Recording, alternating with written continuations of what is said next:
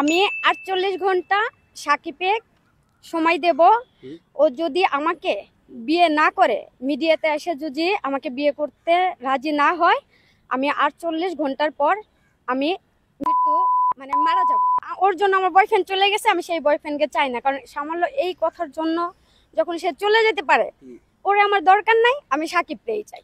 পাগল। বাংলাদেশে যখন একটা মানুষ আত্মহত্যা করে তখন বিষয়টা কিন্তু ট্রেন্ডি হয়ে যায়। হায় হায়, আত্মহত্যা হয়ে গেছে, এই জিনিসটা হইল, ধর্ষণ হয়েছে, ইসলাম অবমাননা হয়েছে। ভাই, এই জিনিসগুলো ডেলি হইতেছে। এই যে এই মায়াটা, সে কিন্তু অলরেডি ক্যামেরার সামনে বলছে সে তার নিজের জীবন নিয়ে নিতে পারে। তার আশেপাশে যারা আছেন, আত্মীয় স্বজন কি কেউ নাই, মা বাপ নাই নাকি এসব মানুষগুলার? প্লিজ আপনারা কাইন্ডলি এদের দেখেন।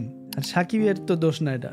সাকিবকে নিয়ে এরকম অনেক কিছু ফ্যানেটিক আছে যারা বিভিন্ন ধরনের, কেউ বলছে আমি জীবনে বিয়ে করব না, সেই আমার হাজব্যান্ড, আমি তার নাম ধরে দোয়া করি, তার জন্য 20 রাকাত নামাজ পড়ি, তাকে বিয়ে করতে চাই।